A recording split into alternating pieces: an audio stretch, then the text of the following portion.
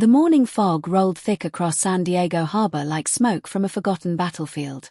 Beneath it, the Coast Guard cutter sat moored and ready, diesel engines humming low while uniformed crews moved with practiced urgency.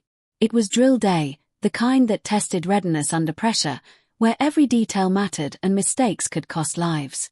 The pier buzzed with controlled chaos.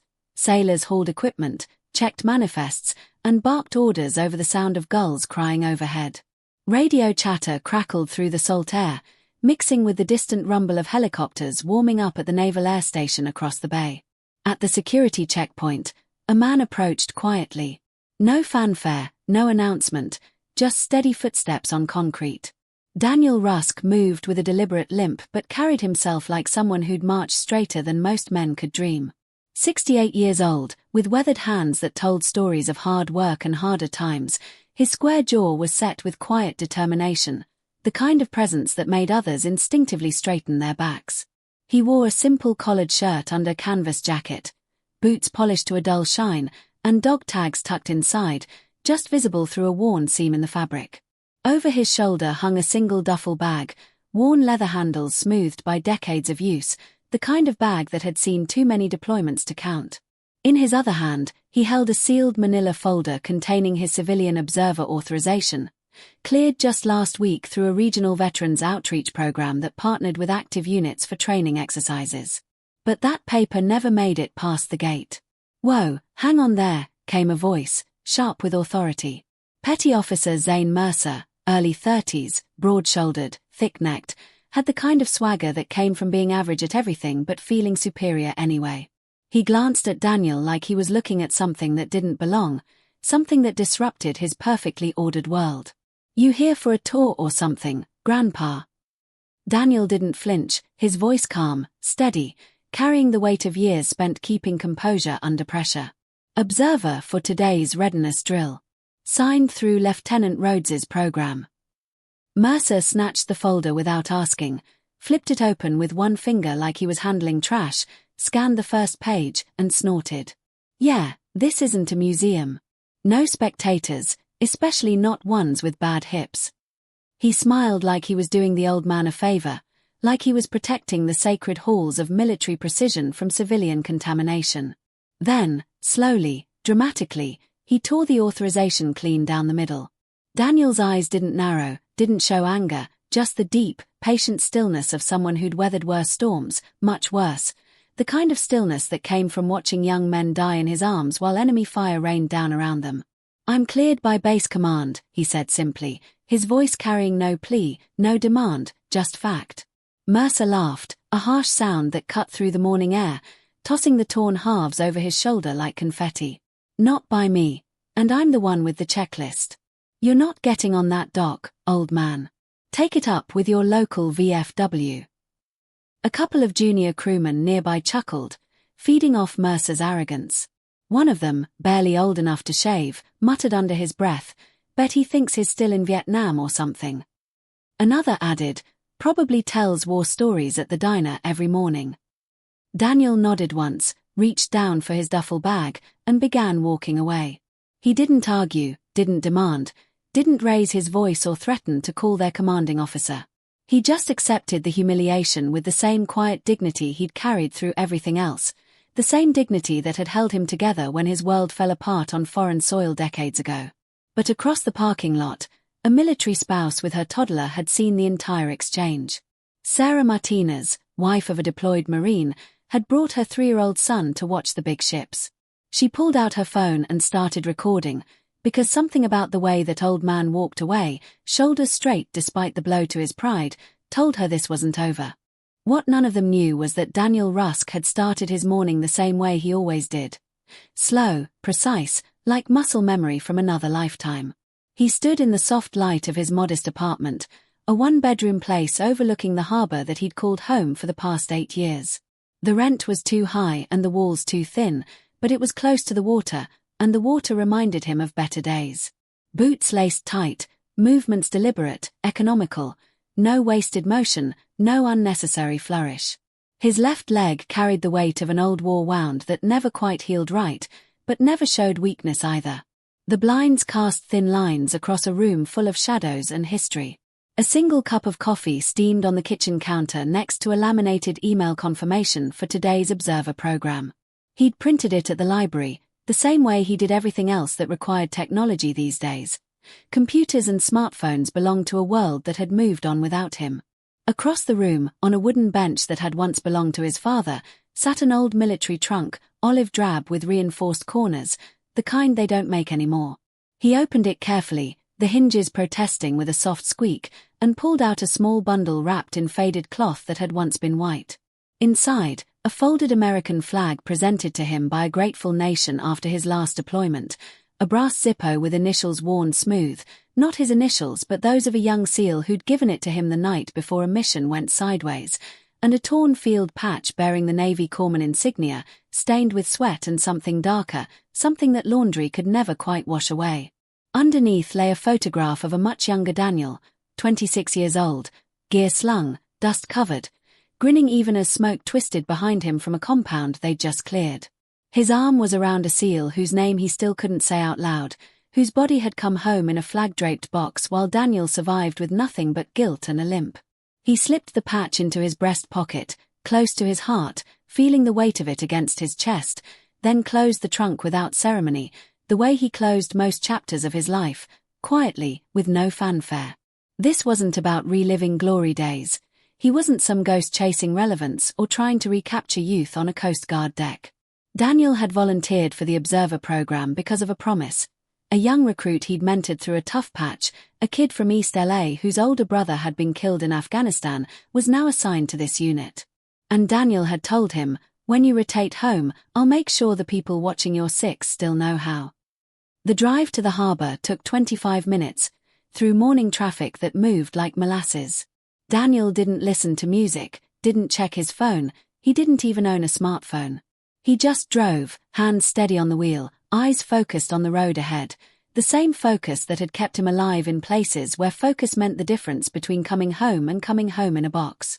He passed familiar landmarks, the diner where he sometimes grabbed breakfast, the VA clinic where he got his prescriptions filled, the park where he fed the pigeons on Sundays. A quiet life, a simple life, the kind that didn't make headlines or demand attention, exactly the way he liked it.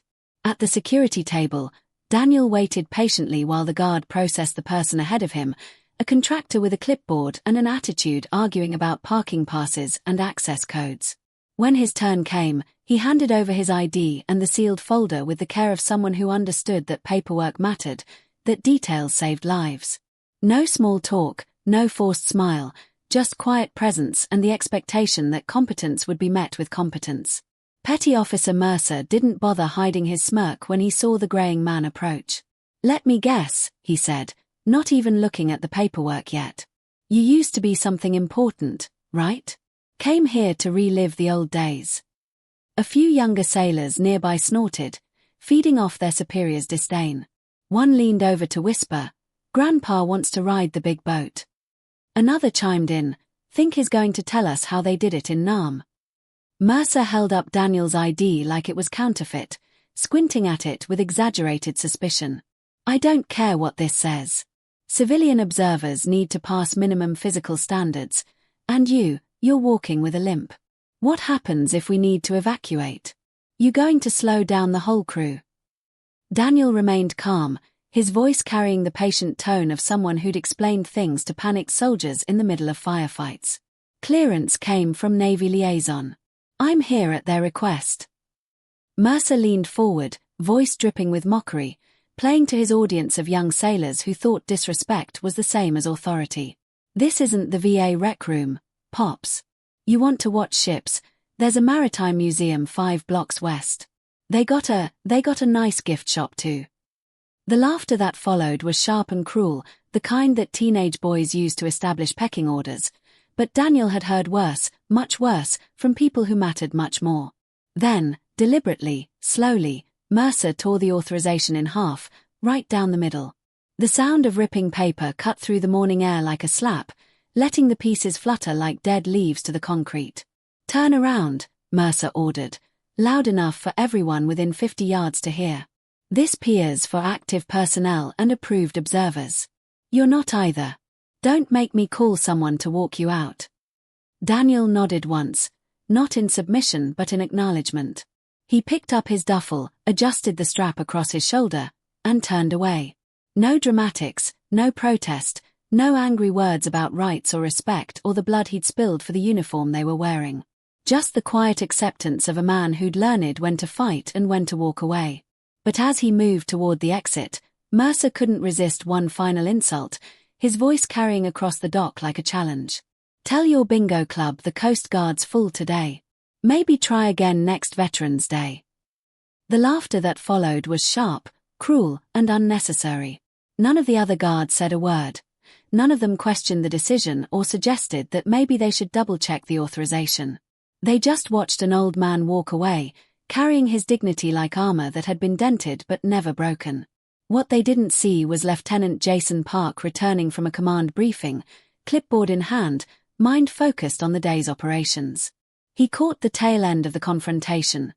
Daniel walking away with measured steps, Mercer dusting off his hands like he'd cleaned up something dirty, the junior sailors still chuckling among themselves. "Hey," Park said, approaching the checkpoint with the easy authority of someone who'd earned his rank. "What just happened?" Guy tried to slide onto the manifest, Mercer replied, not even looking up from his checklist, already moving on to the next item on his agenda. Claimed he had clearance. Did he? Paperwork looked printed at home.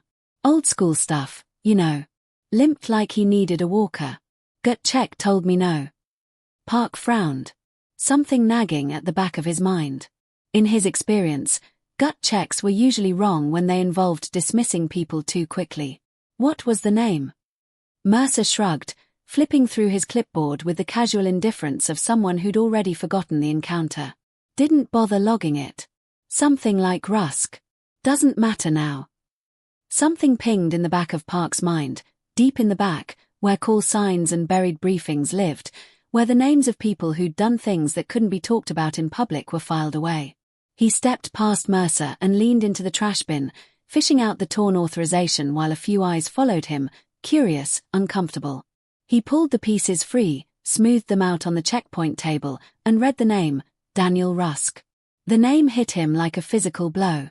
"I know that name," he muttered, his voice dropping to a whisper that carried more weight than Mercer shouting.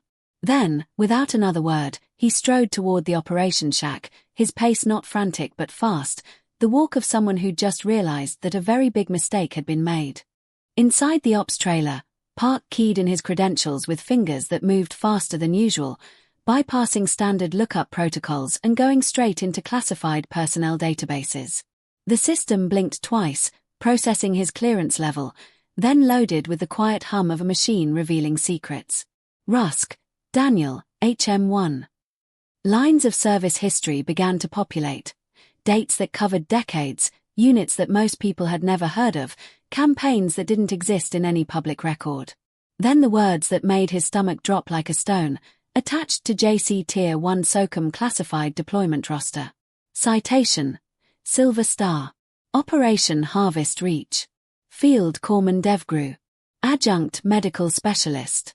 Combat Action Ribbon. 3 Purple Heart. Park stared at the screen in growing horror.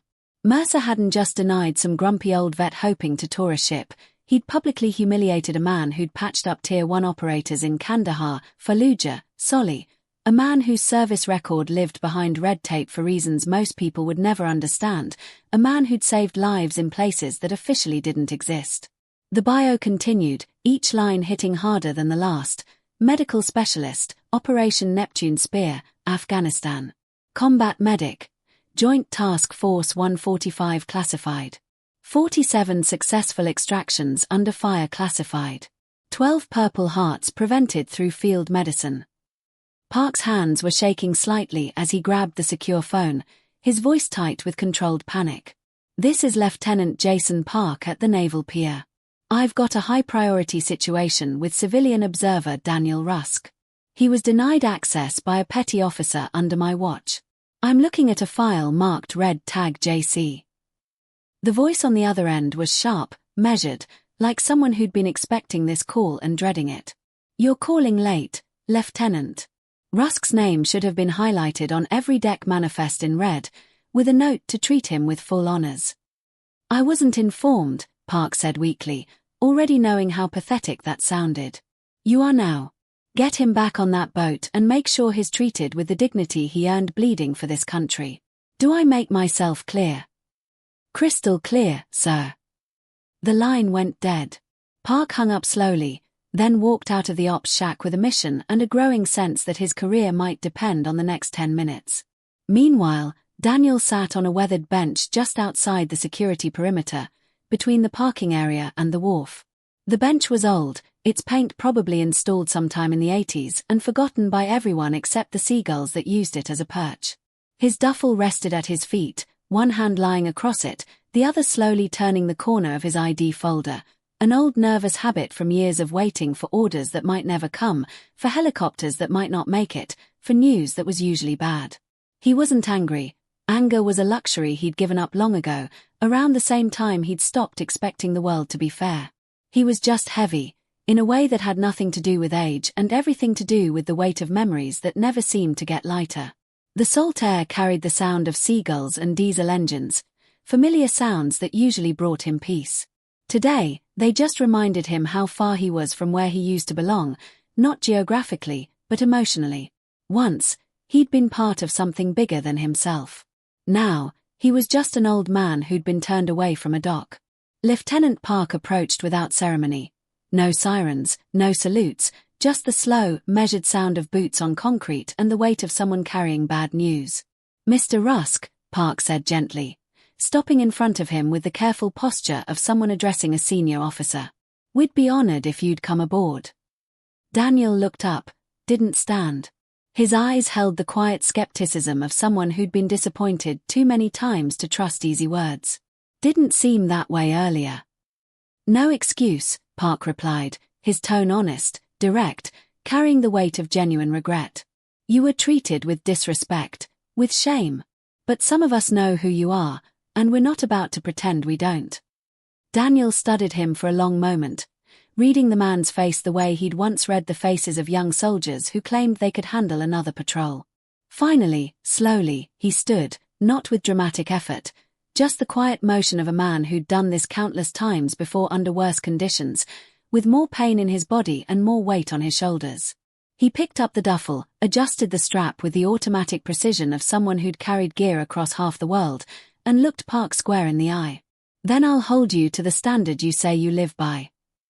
It wasn't a threat, it was a contract, witnessed by the salt air and the crying gulls.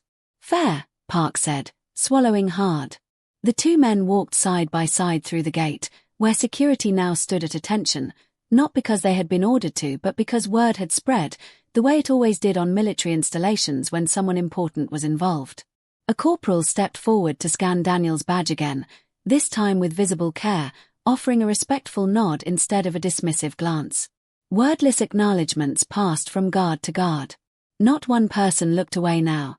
The same men who'd laughed at Mercer's jokes 10 minutes ago suddenly found reasons to busy themselves with important tasks. By the time they reached the dock, the vessel had already updated its manifest. Daniel's name, printed in bold, was cleared by both Navy liaison and, according to the increasingly frantic radio chatter, Rear Admiral Lee himself. As Park motioned him up the gangway, a stiff wind kicked across the harbor, cool, sharp, heavy with salt and the promise of a storm somewhere out beyond the horizon. Daniel stopped just before stepping aboard. He turned back briefly, scanning the perimeter with the automatic threat assessment of someone who'd learned that danger could come from any direction. Mercer stood near the equipment lockers in the distance, pretending to check a clipboard but doing a poor job of hiding his flushed face. His earlier swagger had evaporated, replaced by the hunched posture of someone who'd just realized he'd stepped on a landmine. Daniel didn't acknowledge him, didn't glare, didn't smirk, didn't need to waste energy on petty satisfaction. Instead, he stepped onto the deck with quiet precision, and this time, no one stopped him. The deck of the Coast Guard cutter buzzed with last-minute preparations, sailors checking lines, confirming readiness codes, radio chatter crackling through the salt air like electronic nervous energy. But the moment Daniel Rusk stepped aboard, the energy shifted in a way that had nothing to do with protocol and everything to do with presence. A stillness settled over the space, like someone had turned down the volume on everything except what mattered. Every crew member glanced up, some subtly, some openly. The same man who'd been mocked an hour ago was now walking the gangway like he belonged there, like he'd earned his place through something more substantial than paperwork and clearances. Not rushing, not posturing, just calm, centered, like someone who knew his place even if everyone else had forgotten. Mercer stood off to the side, rigid, forced into parade rest by Lieutenant Park, who shadowed Daniel from behind with the protective posture of someone correcting a grave mistake. Park didn't speak, didn't need to. The message was clear to everyone watching. You will not touch this man again. Daniel paused near the starboard rail, resting his weathered hand on the metal edge. His eyes scanned the horizon, not admiring the view, not daydreaming about past glories, just orienting himself the way a sailor does. Reading the wind, checking the swells, feeling the rhythm of the vessel beneath his feet. His balance was perfect despite his age, despite the uneven deck and sharp wind that sent spray across the bow. Two junior seamen whispered near the rope locker, their voices carrying just far enough for others to hear. Is that the guy Mercer kicked out? Yeah, but Park brought him back. What did he do? He's got to be someone important. An ensign coming up the ladder cut in, low, his voice carrying the authority of someone who'd been in the service long enough to recognize the real thing when he saw it. That man patched up more warriors than this boat's ever held. The whisper turned to silence. Word spread fast aboard a vessel, especially when authority got reversed in real time and someone with actual credibility started talking. Daniel walked past Mercer, who stared at a non-existent point on the bulkhead like it might open and swallow him whole. Daniel didn't break stride, didn't blink, didn't acknowledge the man's existence in any way that mattered. The engine thrummed beneath the deck, a steady pulse that matched the rhythm of Daniel's breathing. Lines were cast off with practiced efficiency, and the cutter eased away from dock into open water, officially underway on a mission that had suddenly become much more complicated than a simple training exercise. But no one was watching the shoreline anymore. They were watching him. It wasn't long before the ship's commanding officer emerged from the cabin. Captain Renee Calder, mid-50s, composed, precise, with the kind of quiet authority that never needed to raise its voice or prove itself to anyone. She scanned the deck as the cutter gained distance, taking inventory of her crew and their readiness. Then she made her way toward the assembled personnel. Her eyes landed on Daniel Rusk, and her face changed, a flicker of recognition that hit her like electricity, then warmth, then something close to reverence. She walked straight past the junior sailors, past the enlisted men pretending not to stare, past Mercer, who stood so still he might have been trying to disappear into the aluminum frame of the ship itself. Mr. Rusk, Captain Calder said clearly, extending her hand with the respect usually reserved for visiting admirals. I never forgot what you did in Kandahar. Daniel turned slightly, surprised not by the recognition but by the personal nature of it. He met her handshake with a firm grip, the calloused hands of a man who'd worked with them for 68 years. That was a long time ago. Not to me, she smiled, and there was something in her eyes that spoke of shared understanding, of nights that were too long and losses that were too heavy. No speech, no long story, just the kind of acknowledgement that doesn't need explaining when it comes from someone who was there, who knew what the job really cost. Calder stepped back and turned to the assembled crew, who watched like they were witnessing something sacred, something that would be talked about in berthing compartments for years to come. Mr. Rusk, she said, voice carrying across the deck with the clear authority of command, you're not here as a guest. You're here as someone who's earned a place. Anyone here who doubts that? Her eyes settled on Mercer like a targeting laser. We'll discuss when we dock. Mercer swallowed hard, gave a weak yes, and shuffled away, his arrogance finally stripped under the weight of public accountability and the growing realization that his career might not survive the day. Captain Calder turned back to Daniel, her voice dropping to a more personal tone. Anything you need during this ride, you come to me direct. Daniel nodded once, the gesture carrying more weight than a salute. Appreciate it. She hesitated, just for a breath, her eyes holding something that looked like curiosity mixed with respect. You know, we tell the new medic stories about you. Most think they're just that, stories. Daniel's reply was quiet, carrying the weight of someone who'd learned that legends were usually built on the graves of good people. Let them think that. The ones who need to know already do. Then he turned back toward the water, Same calm grip on the rail, eyes focused forward on a horizon that held no answers, only questions. And for the rest of the ride, no one asked who he was again. They already knew. The salt wind carried more than ocean spray that day. It carried the weight of quiet service, the cost of earned respect, and the reminder that some stories are written in blood and silence, not headlines and parades. It carried the understanding that heroes don't always look like what we expect, that sometimes they look like old men with worn jackets and patient eyes, because when you've spent your life patching up heroes in places that don't exist, saving lives that can't be counted, carrying secrets that can't be shared, you don't need recognition from everyone. Just acknowledgement from those who understand what it really means to serve. The cutter pressed on, the rhythm of its engines a steady heartbeat beneath Daniel's feet. He remained by the rail, his gaze fixed on the boundless horizon, a silent sentinel absorbing the vastness of the ocean, a mirror to the unspoken depths within him. He was not just an observer today, he was a living testament, a whisper of history moving through the ranks. Young faces, still raw with the promise of their own futures, stole glances at him, their earlier dismissive chuckles replaced by a quiet awe that settled over the deck like the fading mist. The lesson had been delivered, not with shouting or grand pronouncements, but with the undeniable weight of a life lived for something greater than oneself. Later, as the cutter returned to the pier, the bustling energy of the harbour seemed different. The air itself vibrated with a newfound respect, an unspoken understanding that had rippled through every sailor on board. Daniel disembarked as quietly as he had arrived, his duffel bag slung over his shoulder, the deliberate limp a constant echo of battles fought and sacrifices made. He didn't seek goodbyes or accolades. His purpose for the day was fulfilled, a silent promise kept to a fallen comrade, a quiet demonstration for those who would follow. As he walked away, leaving the hum of the cutter behind him, Daniel Rusk wasn't just an old man going home.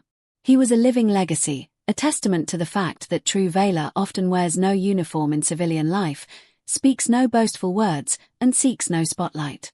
It resides in the unwavering commitment to duty, in the quiet strength that endures decades beyond the battlefield, and in the profound dignity of those who have truly bled for their country. The harbour, now bathed in the soft glow of the afternoon sun, held a new depth, a new understanding. All because one old corpsman, with a lifetime of hidden heroics, simply showed up and reminded everyone what genuine service truly looked like.